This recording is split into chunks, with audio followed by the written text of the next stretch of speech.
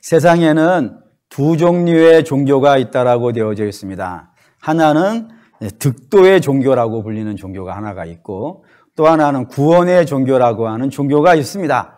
우선 득도의 종교라고 하는 것은 사람의 가능성을 무한히 인정해 주는 겁니다.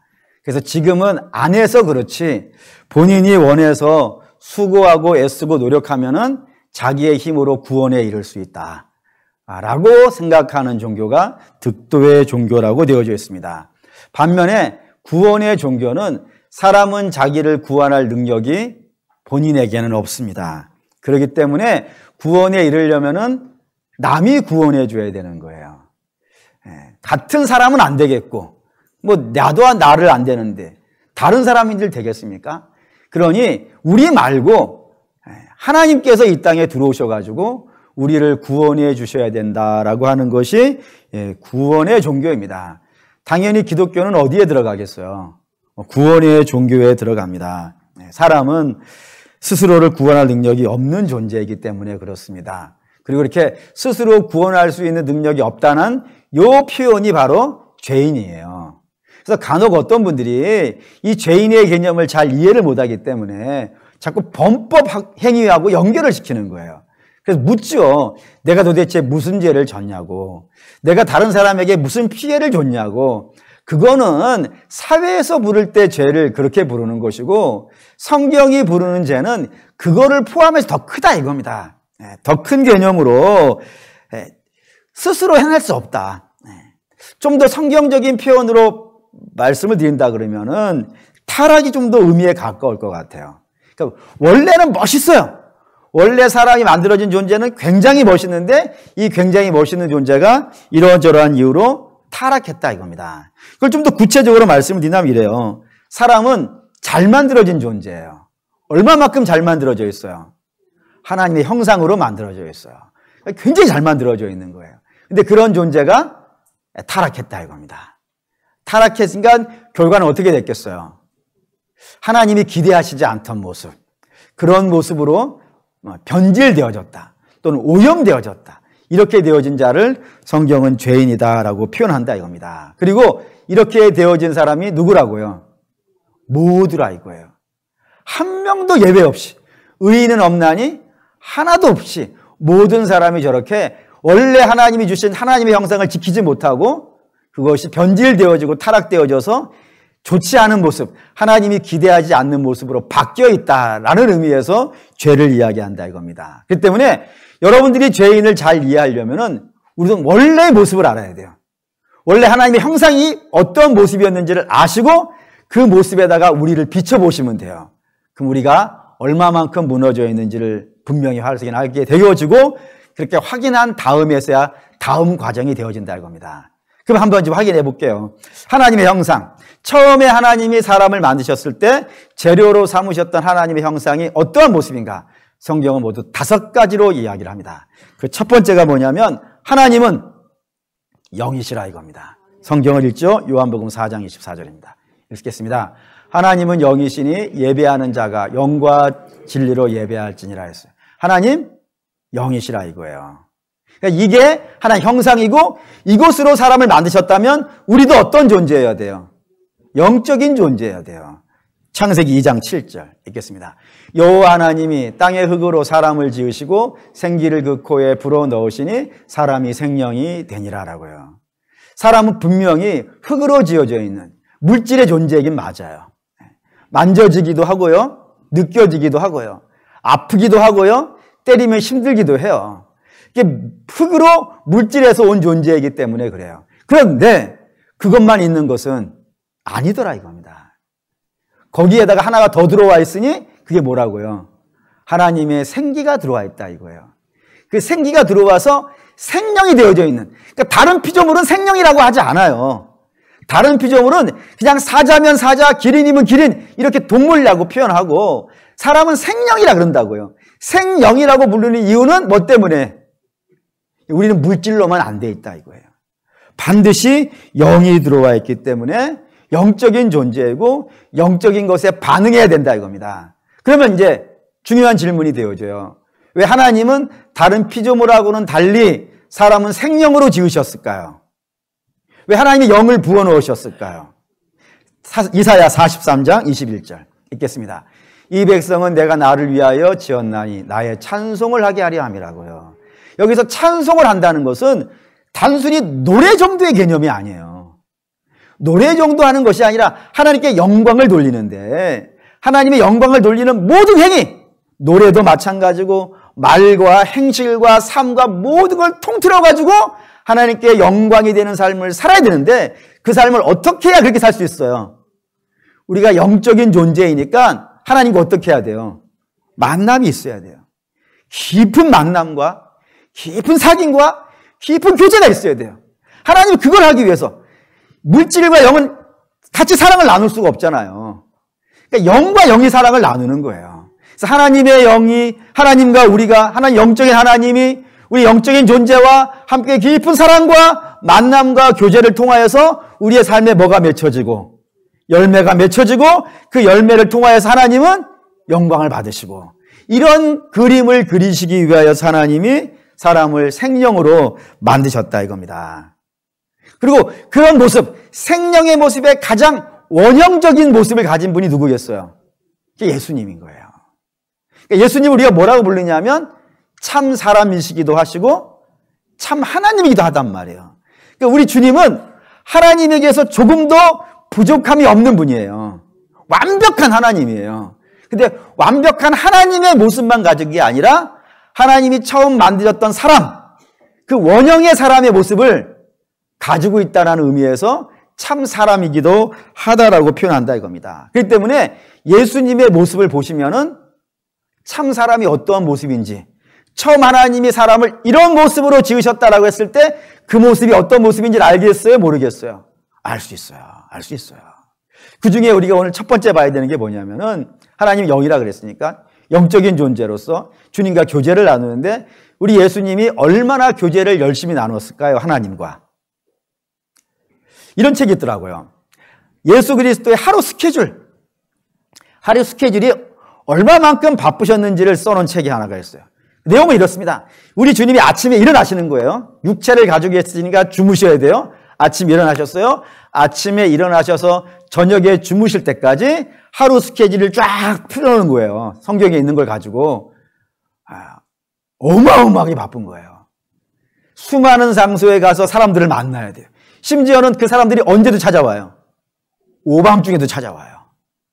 오밤중에 찾아오기도 하고 늘 사람들 만나시고 저들에게 설교하셔야 돼요. 설교가 뭐 몇 마디 하고 많은 것이겠어요. 시간을 두고 굉장히 설교도 하셔야 되고, 또 예수님이 하신 주된 일 중에 하나가 뭐냐면은 치유하시는 일이었어요.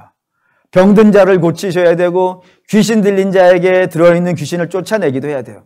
이게 한번 예를 들어서 제가 여기서 일어나지 못하시는 분을 안수를 해가지고 벌떡 일어났다고 생각해 보세요. 그럼 다음 주에 어떤 일이 벌어지겠어요? 뻔해요. 한 명만 돼도 10명 하다가 한 명만 돼도 그런 일이 벌어져요. 근데 예수님은 만지는 족족 어떻게 되는 거예요? 다 일어나는 거예요. 그래서 얼마나 많은 사람들이 찾아와서 만져달라고, 심지어는 아이들도 데려와서 우리 아이 좀 한번 만져주시고 기도해달라고 어마어마하게 찾아오는 거예요. 그걸 예수님이 물리쳐요? 안 물리쳐요? 안 물리쳐요. 내게 오는 자를 내쫓지 말라고 라고 하시면서 그 작은 아이들까지 다 불러서 만져주신단 말이에요. 그러니 하루 스케줄이 어떻겠어요? 한마디로 오지기 바빠요. 밤 늦은 시간까지 잠 못 자고 일하셔야 되는 거예요. 그리고 주무셔요. 그러면 우리 식으로 말한다면 어떻게 주무시겠어요? 우리 주님에게 이런 표현 쓰는 게 미안하니까 안 쓰겠어요. 그냥 쓰죠. 그냥 시체처럼 자지 않겠어요. 그리고 주님이 언제 일어나시냐면 새벽에 일어나신다 이거예요. 새벽에 왜 일어나실까요? 마가복음에 보면은 새벽 한적한 곳에, 사람들 없는 곳에 가셔서 기도하시려고 일어나세요. 그러니까 주님과 우리 예수 그리스도는 하나님과 아침에 교제하지 않고는 하루를 시작하지 않는 거예요. 그 정도로 주님과 교제가 급하신 분이에요. 그리고 중요한 문제가 있으면요, 밤을 새서 기도하세요. 제자들 뽑으실 때 밤을 새워 기도하세요. 뭐 중요한 문제가 있을 때 그랬어요. 뿐만 아니라 이런 기도도 있었어요. 요한복음 11장 41절 볼게요. 돌을 옮겨 놓으니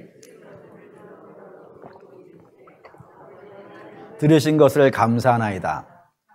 내 말을 들으시는 줄을 내가 알았사오니 그러나 이 말씀 하옵는 것은 둘러선 무리들을 위함이니 곧 아버지께서 나를 보내신 것을 그들로 믿게 하려 함이니이다. 나사로 살리실 때예요.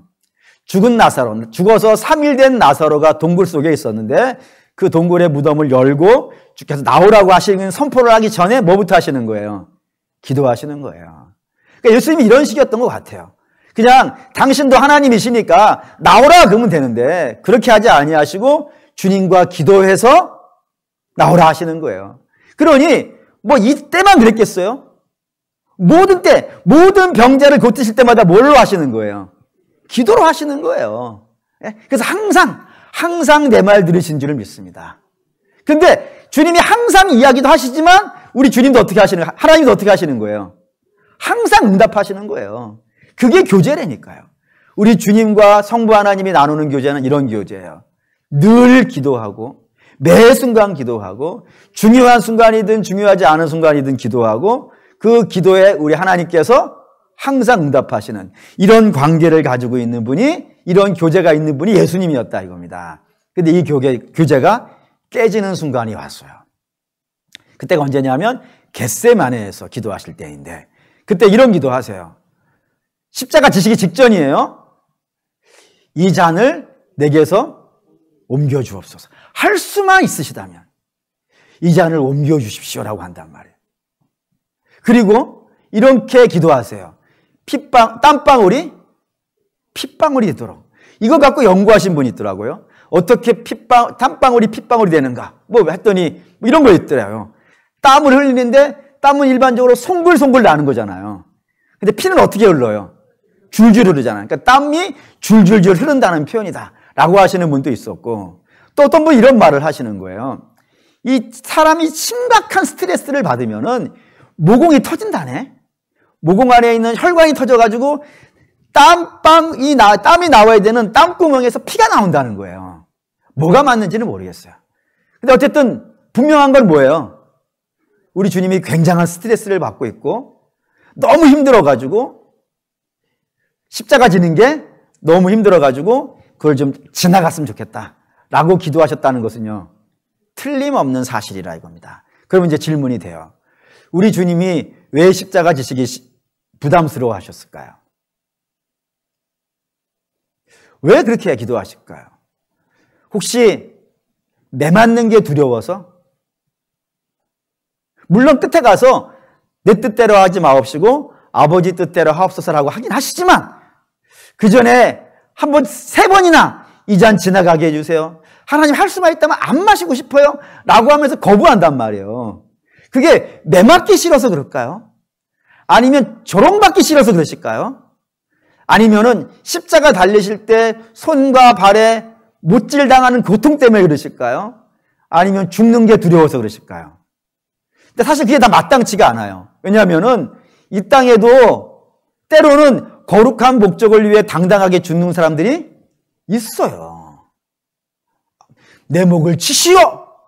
이런 분 있잖아요. 국어책에서 봤는데 내 목은 짧으니 조심해서 치시오.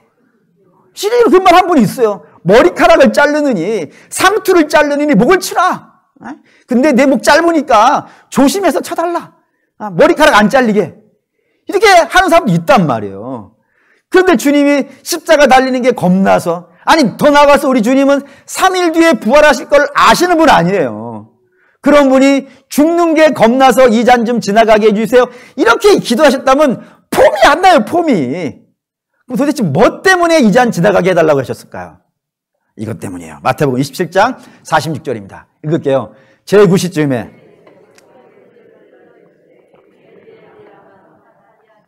이는 곧 나의 하나님 어찌하여 나를 버리셨나이까 하는 뜻이라. 예, 나의 하나님 어찌하여 나를 버리시나이까. 이 기도를 언제 하시는 거예요? 십자가에서 왜 하시는 거예요? 하나님이 예수 그리스도를 버렸다 이거예요 지금. 버렸으니까 어떻게 된 거예요? 관계가 끊어진 거예요. 관계가 끊어졌다는 것은 내가 아버지를 불러도 아버지가요, 대답하지 않는다 이거예요. 지금까지는 어땠는데요? 항상 했다니까. 항상 내가 기도할 때마다 아바 아버지라고 부르면 성부 하나님 어떻게 응답하셨다고요? 사랑하는 자야 라고 항상 변함없이 부를 때마다 응답하셨다고요. 근데 십자가 위에서는요, 응답하시지 않더라 이겁니다.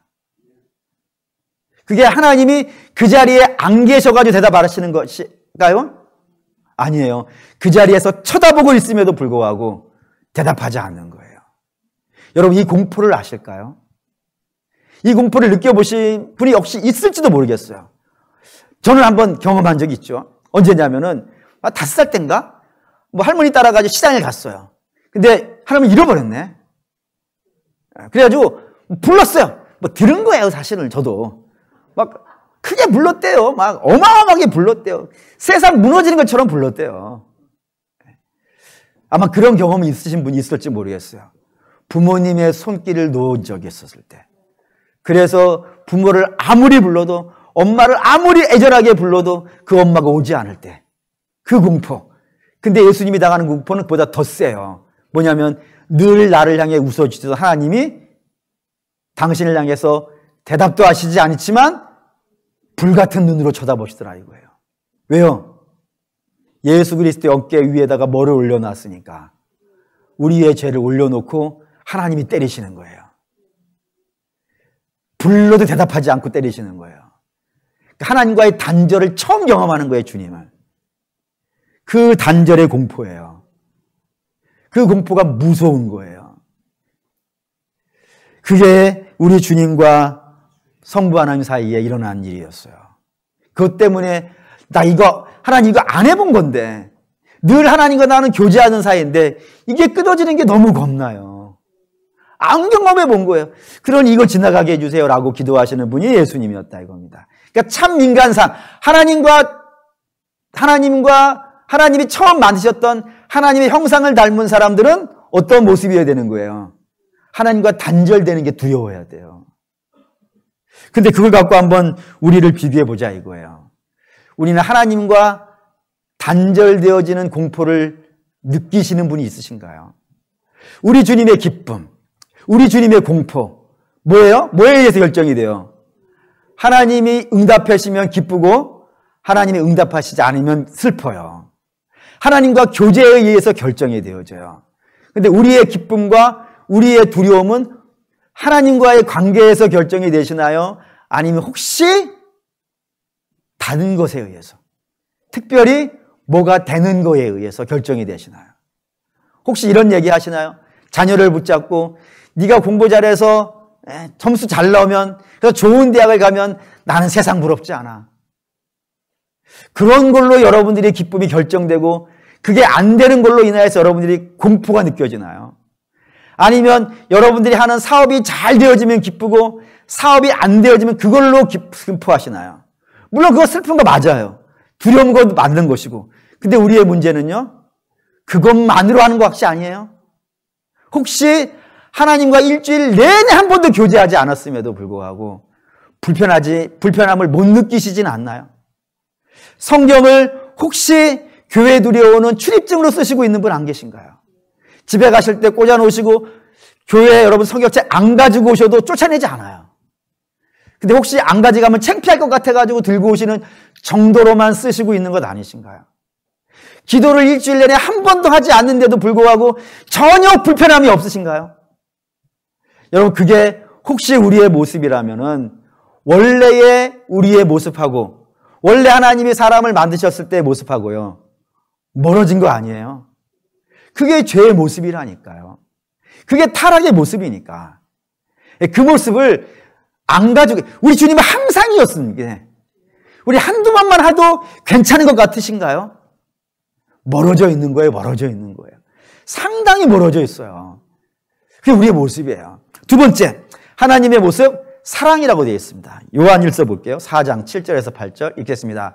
사랑하는 자들아, 우리가 서로 사랑하자. 사랑은 하나님께 속한 것이니 사랑하는 자마다 하나님으로부터 나서 하나님을 알고 이는 하나님은 사랑이십니다. 하나님 사랑이라 했어요. 하나님 사랑이 저게 하나님의 형상의 모습이에요. 그러면 그 사랑이 누구 안에도 있어야 돼요? 우리 안에도 있어야 돼요. 하나님이 사랑이고 그 사랑의 모습으로 우리를 지으셨다면 우리 안에도 사랑이 있어야 돼요. 그때 그 사랑은 어떠한 사랑일까요? 그 사랑을 설명하는 예수님의 비유가 있습니다. 선한 사마리아 사람의 이야기예요. 내용이 이렇습니다. 예루살렘에서 여리고로 내려가는 길에 한 사람이 강도 만나서 죽게 되어졌어요. 그때 그 길을 지나가는 사람들이 있었습니다. 제사장이 지나갔고 레위인이 지나갔어요. 이 두 사람은 공통점이 있어요. 나름대로 하나님하고 가깝다라고 생각하는 사람들이에요. 근데 그 사람들이 지나가는데 강도 만나 거반 죽게 되어져 있는 사람을 돌아보더라 안 돌아보더라? 안 돌아보더라 이거예요. 자기 길 가더라 이거예요. 그런데 예상 밖의 인물이 하나 같이 나타났어요. 그 사람이 누구예요? 사마리아 사람이에요. 그 사람이 그 누군지도 모르는 사람, 거반 죽어가는 사람을 데려다가 그를 여관에다가 데려다주고 그 여관 주인에게 좀 고쳐달라고, 이 사람 좀 돌봐달라고, 회복될 때까지 돌봐달라고 그 돈을 준 거예요. 그리고 돌아올 때 다시 여기 들릴 테니까 그때 돈이 더 들어간 게 있으면 나한테 청구하라고, 그러면 더 내겠다라고 얘기한 거예요. 그리고 나서 이 질문을 물어본 사람이 있어요. 누가 우리의 이웃입니까? 라고 물어본 사람이 있어요. 그 사람에게 말씀하시는 거예요. 누가 강도 만난 자의 이웃이냐? 라고 물어볼 때, 이 사람 율법사인데, 율법사가 이렇게 답을 해요. 자비를 베푼 자니이다라고요. 왜 이렇게 얘기했을까요, 여러분? 주님은 분명히 사마리아 사람이 자비를 베풀었다고 이야기하는데, 그 질문을 받은 유대인은 누가 했다고요? 자비를 베푼 자나이다고 하면서 사마리아 사람이라고 얘기를 안 한단 말이에요. 왜 안 할까요, 여러분?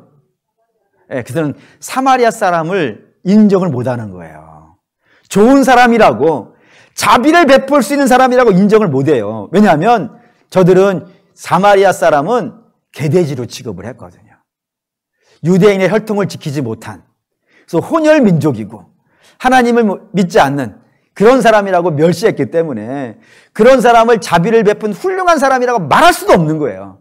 그 정도로 멸시를 했어요. 그런 사람이 사마리아인인데 그 사람이 고쳐줬어요. 그래서 주께서 말씀하시는 거예요. 너도 가서 그렇게 하라고 라고 말씀을 하시는데, 왜 그렇게 주께서 말씀하시냐면은 저 사마리아 사람은 저 죽어가는 사람을 유대인이냐 사마리아 사람이냐 구별하지 않았다 이거예요.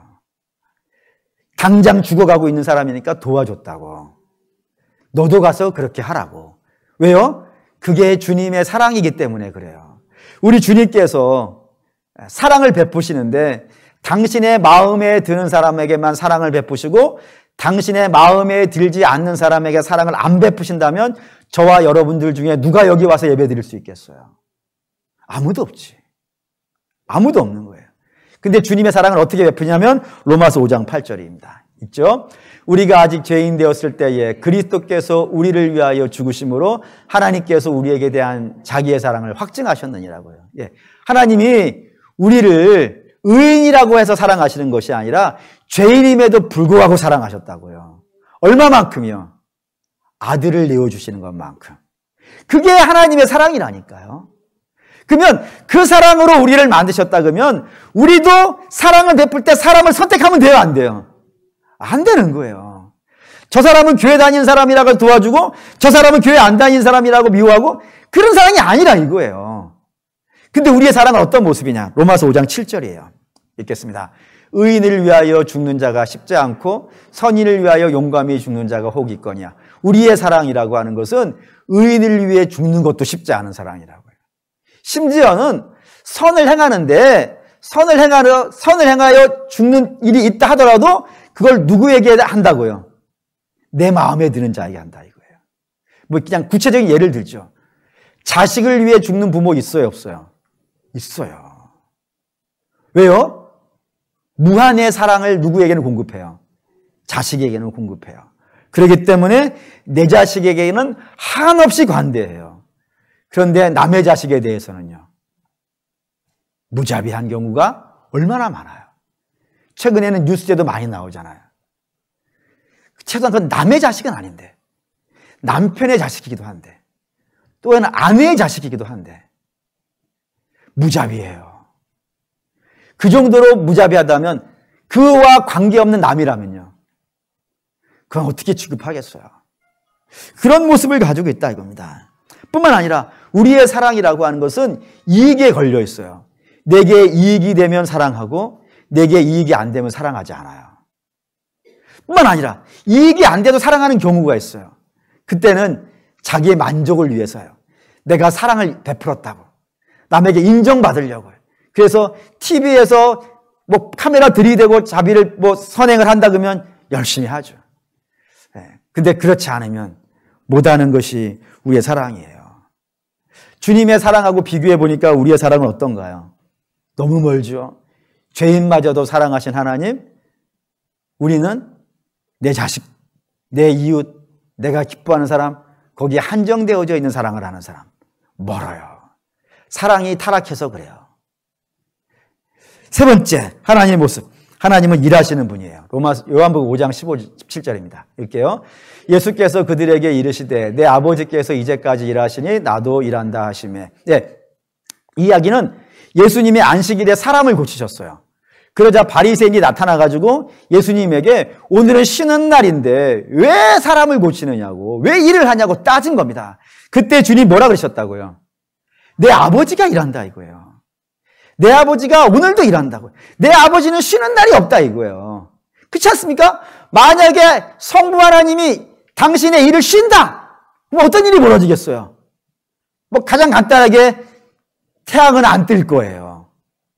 여러분, 매일 태양이 뜬다고 해서 내일도 태양이 뜬다는 보장을 누가 할 수 있겠어요? 아무도 보장 못해요. 여러분들이 오늘 산다고 해서 내일도 살 수 있다는 보장을 누가 할 수 있겠어요? 오늘 밤에 하나님께서 우리의 호흡을 안 지켜주신다면요, 끝나는 건 아니겠어요. 그러니까 하나님이 일 안 하시면 세상은 망하는 거예요. 근데 참 감사하게도 하나님은 얼마나 열심히 일을 하세요. 졸지도 아니하시고 주무시지도 아니하시고 우리를 위해서 일하신다 이거예요. 그러니 그런 하나님이 있다는 게 우리의 복이에요, 아니에요? 복이에요. 그러니 우리 하나님이 그렇게 일하시니까 성자 하나님도 일하신다 이거예요. 그래서 우리 성자 하나님이 얼마나 열심히 일하실 것 같으세요? 보시죠. 빌립보서 2장 7절 8절 읽겠습니다. 오히려 사람을 비워 종의 형체를 가지사 사람들과 같이 되셨고 사람의 모양으로 나타나사 자기를 낮추시고 죽기까지 복종하셨으니 그 십자가에 죽으심이라고요. 우리 주님 얼마만큼 일하셨다고요? 죽기까지 하셨다고요. 우리가 어떤 일을 열심히 한다 할 때 어떻게 표현해요? 죽을 각오를 하고 한다 그러잖아요. 죽을 각오를 하는 건 죽는 거예요, 안 죽는 거예요? 안 죽는 거예요. 죽을 만큼 열심히 하는 거예요. 근데 그것도 열심히 일한다고 하잖아요.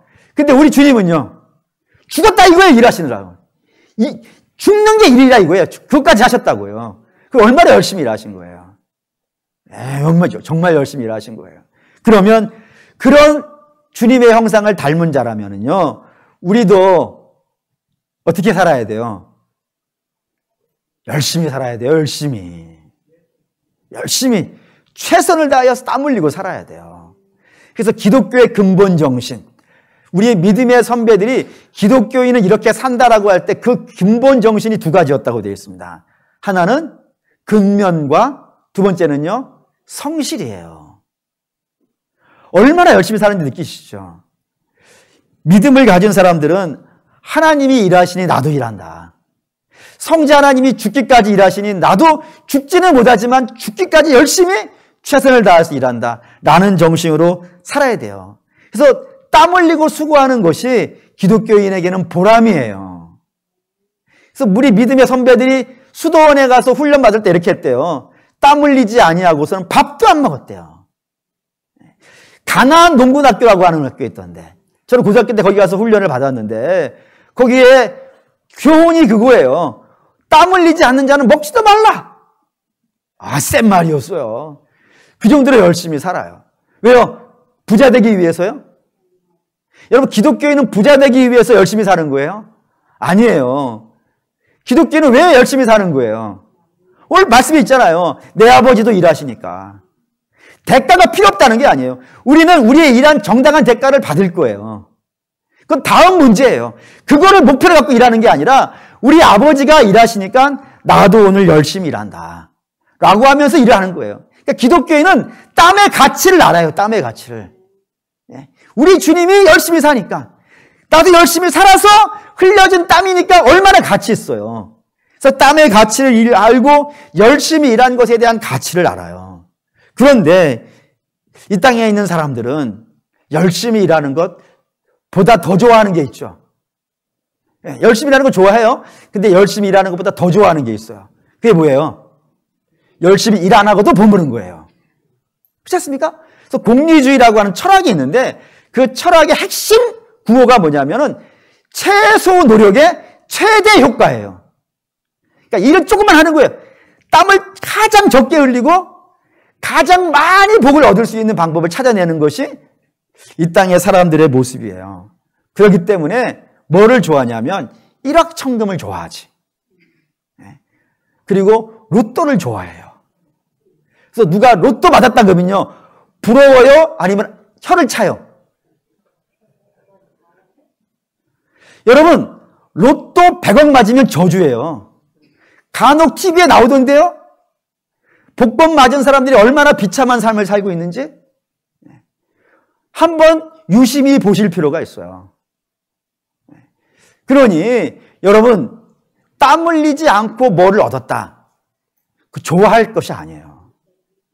우리 주님께서 너희는 땀 흘리고 수고하고 살라고 했어요. 그러면 그 명령을 따라서 열심히 사는 그거를 긍지와 자부심으로 느끼셔야 돼요. 남이 아무것도 안 했는데 어떻게 해가지고 뭐 일확천 받았다, 그거를 나도 저랬으면 좋겠어. 나도 자빠졌더니 코가 깨지지 아니하고 눈앞에 보석을 주셨으면 좋겠어 라고 하면서 땅바닥 쳐다보고 다니는 인생이 되면 안 돼요. 우리는 하늘을 쳐다보고 살아야지. 그리고 주님 명령하신 대로 부지런히 땀 흘리고 살아가야 되는데 이 시대는 그런 것을 가치로 여기지를 않는 거예요. 땀 흘리고 수고하는 거는 모자란 사람들이 그러고 힘없는 사람들이 그러고 능력 있는 사람들은 땀 흘리지 않고 수고하지 않아도 벌고 원하는 걸 갖고 그걸 보면서 부러워하고 나도 저렇게 되었으면 좋겠다라고 생각하고 그런 모습이 되어져 있다는 것, 우리가 하나님의 형상에서 멀어진 거예요. 네 번째, 하나님은 연합의 하나님이라고 했습니다. 빌립보 2장 6절 볼게요. 그는 근본 하나님의 본체시나 하나님과 동등됨을 취할 것으로 여기지 아니하시고요. 성자 하나님 이야기예요. 성자 하나님은 하나님과 성부 하나님과 조금도 부족함이 없어요. 조금도 차별이 없어요. 모자란 것이 하나도 없어요. 동등된 하나님이세요. 같은 급이에요. 근데 성자 하나님만 그런 게 아니라 성령 하나님도 마찬가지예요. 성령 하나님도 성자 하나님, 성부 하나님과 동등된 분이에요. 간혹 어떤 분이 이런 얘기 하시더라고요. 영은 몸의 일부 아니냐고. 그러니까 하나님의 영은 하나님 몸 안에 들어있는 어떤 일부 아니겠냐라고 물어보시는 분도 간혹 있는데 잘못된 생각이에요. 성령 하나님도 다른 인격체예요. 그래서 우리는 천국에 가면은 하나님 세 분을 만날 예정이에요. 성부 하나님, 성자 하나님, 성령 하나님. 삼위예요. 자리가 세 개 있어요. 자리가 세 개. 자리 위자예요. 그러니까 보좌가 세 개 있어요. 거기에 성부 하나님, 성자 하나님, 성령 하나님 세 분이 계실 거예요. 그런데 그 세 분이 신비로운 연합을 이루고 있는 거예요. 그 신비로운 연합이 뭐예요? 성삼위일체예요. 사람의 말로는 설명이 안 돼요. 하지만 분명한 것은 자리는 세 개고 그 세 분이 하나의 완벽한 일체를 이루고 있는 것이 우리 하나님이라 이겁니다. 아멘이 됩니까? 아멘이어야 돼. 이건 뭐 믿어야 되는 거예요. 선포니까. 그런데 그런 하나님의 모습으로 사람이 닮았으니까 사람도 그럴까요? 안 그럴까요? 그래요. 가장 완벽한 하나됨이 이루어지는 곳이 있어요. 거기 어디냐면 부부간이에요. 그래서 아담이 하와를 만났을 때 부른 노래가 있어요. 뭐라고 노래 불러요? 너는 내 뼈 중에 뼈고 살 중에 살이라고요. 여러분, 서로 다른 인격이에요. 아담도 하나의 인격이고 하와도 다른 인격이에요. 근데 그 다른 인격이 어떤 모습이라고요? 뼈와 살의 모습이라고요. 뼈와 살의 모습이라고 설명하는 이유가 뭐예요? 만약에 성경이 우리 문화권에 있으면 이렇게 했을 거예요. 우리 문화권에 있으면 성경이 이렇게 썼을 거예요. 부부의 관계는 어떤 관계라고요? 칼로 물 베는 관계. 칼로 물을 베는 관계. 물로 칼을 베는 게 아니고 칼로 물을 베는 거죠. 지금 알아듣고 있는 중이죠. 예. 우리 문화라면 칼로 물베기라 그랬을 거예요. 근데 그 중동 문화니까, 중동 문화는 양 잡는 문화잖아요. 양을 잡을 때 뼈와 살을 분리하잖아요. 먹으려면은. 근데 뼈와 살이 분리되면 어떻게 되는 거예요? 죽는 거예요, 죽는 거. 아침에 혹시 우리는 부부끼리 당신과 나를 갈라서 죽는 거예요, 죽는 거. 그 정도로 고통스러운 거예요. 그러니까 안 분리되는 거예요, 안 분리되는 거예요. 그런 관계예요. 집에 가서 오늘 꼭 합시다. 당신과 나는 분리되면 죽어. 다음 주에 숙제로 받아오세요. 예수님과 교회도 그래요. 보시죠. 에베소 1장 22절 23절 읽겠습니다. 또 만물을 그 발 아래 복종하게 하시고 그를 만물 위에 교회의 머리로 삼으셨느니라. 교회는 그의 몸이니 만물 안에서 만물을 충만하게 하시는 이의 충만이니라. 예. 교회와 주님을 어떻게 설명하냐면 머리와 몸이래요. 머리와 몸 분리될 수 있어요, 없어요? 안 돼요. 분리되면 어떻게 돼요? 죽어요.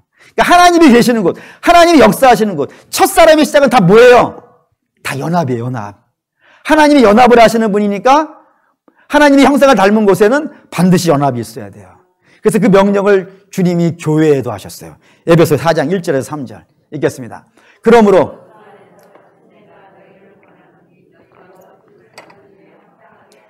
모든 겸손과 온유로하고 오래 참음으로 사랑 가운데 서로 용납하고 평안에 매는 줄로 성령이 하나 되게 하신 것을 힘써 지키라. 성령이 하나 되게 하신 게 뭐예요? 원래는 하나가 아니죠. 성령께서 하나 되게 하신 거니까 성령께서 하나 되게 하시기 전에는 다 하나가 아니었어요. 근데 성령에 의해서 하나로 붙잡혀 왔어요. 그게 뭐예요? 교회예요. 여러분들은 하나가 아니에요, 원래.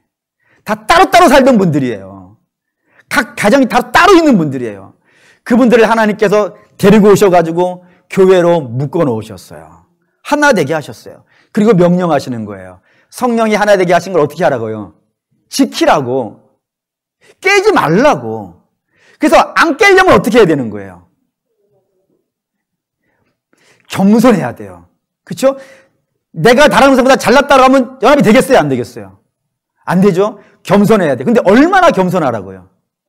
모든을 앞에 붙여놨어요. 모든을. 우리식으로 말하면 영혼을 끌어오셔서 겸손하셔야 돼요. 오래 참아야 되는데 그 오래 참음도 모든에 걸려요. 오래 참는 것도 영혼을 끌어와서 영끌하셔서, 영끌 돈만 생각하지 마시고 집 사는 것만 영끌이라 하지 마시고, 예? 여러분들의 영혼을 끌어오셔가지고 오래 참으셔야 돼요. 그리고 여러분의 영혼을 끌어오셔가지고 운용하셔야 돼요. 그래서 그런 걸 다 끌어와가지고 사랑과 용납함을 해야 교회가 안 깨져요. 그러니 그게 연합인데 교회 2000년 역사가 다 어떤 역사예요? 다 깨지는 역사 아니에요. 세상은 말할 거 없어요. 세상은 원래 이합집산이에요. 이익에 따라서 모였다가 이익이 없어지면 헤어지고 그게 자연스러운 것이에요. 근데 교회는 이합집산이 아니잖아요. 그런데도 불구하고 우리가 늘 교회에서 듣는 이야기 중에 하나가 뭐냐면 어느 교회 깨졌다더라. 어느 교회 싸우고 있다더라. 어느 교회 분란 있다더라. 부끄러운 이야기들 아니에요. 교회마저도 그런다면 세상은 말할 것도 없지. 네. 얼마나 멀어져. 하나님은 연합하려고 하시는데 성도들은 싸워서 깨지려고 하고 있으니 얼마나 멀어요. 다섯 번째 마지막 보시죠. 다섯 번째, 하나님은 질서의 하나님이라고 되어 있어요. 질서 보시죠. 창세기 1장 2절 읽겠습니다. 땅이 혼돈하고 공허하며 흑암이 깊음 위에 있고 하나님의 영은 수면 위에 운행하시니라고요. 예, 이게 에덴을 만들기 전의 세상의 모습이라고 되어 있어요. 한마디로 뭐예요? 혼돈과 공허예요. 무질서예요, 무질서. 근데 그 무질서가, 그 무질서 세계 속에 하나님의 역사가 들어와요. 질서가 들어와요. 질서가 들어와요. 질서가 들어와서 그 다음부터 에덴이 나오기 시작하는 거예요. 하나하나. 첫째 날, 둘째 날, 셋째 날, 넷째 날. 이것이 생기고, 이것이 생기고, 이것이 생기고, 이것이 생기고 하면서 질서가 생긴 그 결과가 뭐가 됐다고요? 에덴이 되었다라고 이야기한다 이겁니다. 예. 그로 사랑하는 믿음의 성도 여러분. 그럼 이 질서, 에덴 어떻게 생긴 거예요? 질서 어떻게 생긴 거예요? 하나님이 피조물에게 명령하셨어요. 보시죠. 창세기 1장 3절 읽겠습니다. 하나님이 이르시되 빛이 있으라 하시니 빛이 있었고, 하나님은 창조주로서 명령하시는 주예요. 주. 그러면 우리는 뭐 해야 돼요? 피조물이죠. 피조물은 뭐 하는 자를 피조물이라 그러는 거예요? 명령에 순종하는 자예요. 그러니까 명령하는 자는 명령하고 순종하는 자는 순종하는 게, 이게 질서 아니에요? 이 질서가 이루어져야 되는 거예요. 이 질서가 7번 반복되어져 일어난 세상이 어떤 세상이라고요? 에덴이에요. 에덴. 그러니까 하나님이 왜 명령하시는 거예요? 지금 우리에게 왜 명령하시는 거예요? 우리를 에덴 되게 하시려고 하시는 거란 말이에요. 지금 우리를 복되게 하시려고 명령하시는 거예요. 그럼 피조물된 우리는 그 질서에 순종하기 위해서 어떻게 해야 되는 거예요? 순종해야죠. 그러면 어떻게 되는 거예요? 에덴이 되는 거예요. 맞죠? 성경의 논리가 그런 거 아니겠어요? 그런데 우리는 하나님 말씀에 순종하는 게 불편해요. 왠지 손해보는 것 같아요. 좀 세상은 약삭 빠르게 살아가는 사람이 지혜로운 것 같고, 하나님 말씀에 순종해서 우직하게 살아가는 사람은 미련해 보이는 거예요. 왜 그럴까요? 우리는 순종을 질서라고 생각하지 않아요. 순종이 에덴된다고 생각하지 않아요. 우리는 뭐가 에덴된다고 생각하냐면 내 마음대로 사는 것, 내가 하고 싶은 대로 살아가는 것이 에덴이라고 생각해요. 근데 하나님은 네가 하고 싶은 대로 살았던 사람이 아담 아니냐. 아담은 자기 하고 싶은 대로 살았어. 그랬더니 어떻게 됐다고요? 에덴 망가지지 않냐. 그러니 너희는 아담처럼 살지 말고 내 명령에 순종하고 살아가는 사람이 되라 라고 하는데도 불구하고 우리는 여전히 하나님 말씀대로 살아가는 게 불편해요. 힘들고 어려워요. 그래서 그쪽으로 가급적이면 안 가려고 하고, 믿음으로 안 가려고 하고, 세상을 따라가는 걸 좋아하고, 세상 한가운데에서 신자임을 숨기고 살고, 그렇게 되어지는 것 아닌가 모르겠어요. 그랬더니 결과는 뭐예요? 점점 혼돈 아니겠어요? 사랑하는 여러분, 여러분의 삶이 혼돈과 공허로 가득 차 있습니까? 그러면 하나님 말씀에 순종을 시작하십시오. 그러면 하나씩 돼요. 결국엔 질서가 잡혀요. 그게 성도의 질서예요. 근데 여러분 어쨌든 이렇습니다.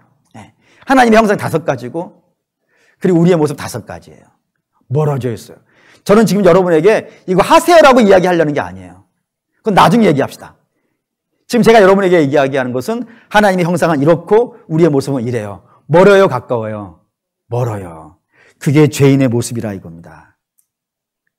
그럼 죄인의 모습 어떻게 되는데요? 로마서 3장 23절 24절 읽겠습니다. 모든 사람이 죄를 범하였으며 하나님의 영광에 이르지 못하더니 그리스도 예수 안에 있는 속량으로 말미암아 하나님의 은혜로 값없이 의롭다 하심을 얻은 자가 되었느니라. 성경 이게 얘기하려는 거예요. 모든 사람은 다 뭐라고요? 죄인이기 때문에, 멀어져 있는 사람이기 때문에, 타락한 사람이기 때문에 결국에는 어디에 이르지 못한다고요? 하나님의 영광에 이르지 못한다고요. 그게 의인은 없나니 하나도 없다라는 표현이에요. 아무도 하나님의 영광에 이르지 못한다. 못하니까 실패자가 될 수밖에 없어. 근데 그런 실패자를 하나님께서 불쌍히 여기셔서 어떻게 하셨다고요? 아들을 들어오시게 하셨다고요. 아들을 들어오게 하셨으니까 너희는 이제 어떻게 하라고요? 실패할 수밖에 없는, 타락되어 있는 너희 자신을 의지하고 너희 자신을 믿고 너희 자신 마음대로 살지 말고 누구를 붙잡으라고요? 예수 붙잡으라고 하고 싶다 이거예요. 지금 그 얘기하려고 한다 이겁니다. 말씀의 결론을 내릴게요. 성경이 지금 왜 자꾸 죄를 이야기하는지 아시겠습니까? 성경이 자꾸 죄를 이야기하는 것은 여러분들을 정죄하려는 것이 아니고요, 여러분들에게 모욕을 주려는 게 아니에요. 성경이 죄를 이야기하는 것은 죄를 모르면 자기를 의지하거든요.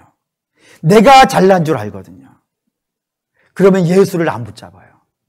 자기를 붙잡아요. 근데 성경이 죄를 이야기하는 것은 너희는 그거 붙잡으면 안 된다고. 너희는 뭘 붙잡아야 된다고요? 예수 붙잡아야 된다 이거예요. 그리고 죄를 모르면 예수를 모르고, 예수를 모르면 사랑을 모르고, 사랑을 모르면 은혜 아래 거하지 아니하고, 은혜 아래 거하지 않으면요 망한다 이거예요. 하나님 우리가 망하는 것을 싫어하시는 거예요. 그래서 우리의 연약한 부분들을 자꾸 보여주세요. 내가 대단치 않다는 걸 자꾸 보게 하세요. 그때 여러분들 그거 보시면서 실망하지 마세요. 예를 들어 어떤 사람이 연약함 보시면 실망하지 마세요. 아, 저게 사람의 모습이구나. 또 여러분 자신의 모습을 보면은, 그래서 여러분 자신이 이거밖에 안 되는 인간인가 라는 생각이 됐을 때 낙심하지 마십시오. 그렇기 때문에 우리 주님이 오신 거예요. 그러니 그런 거 볼 때마다 우리 주님 붙잡으시길 바랍니다. 그리고 사랑하는 여러분, 저는 여러분들에게 계속해서 죄 이야기하는 거예요. 그때 여러분 죄를 아셨으면 좋겠어요. 잘 모르시겠는 분은 예수님하고 비교하세요. 그게 참 인간의 모델이니까 거기에 비춰보시길 바라요. 옆에 사람하고 비춰봐서 이 정도면 괜찮지? 그렇게 하지 마시고 참 인간 되신 예수님과 여러분 자신을 비춰보세요. 그럼 여러분 죄가 드러날 거예요. 그러면 그 드러남 가지고 주 앞으로 와서 십자가 바라보세요. 그러면 죄인을 구원하는 그 십자가가 얼마나 위대한 십자가인지를 알게 될 줄 믿습니다. 그런 역사 있으시기를, 그래서 십자가의 능력을 아시기를 주의 이름으로 축원합니다. 아멘.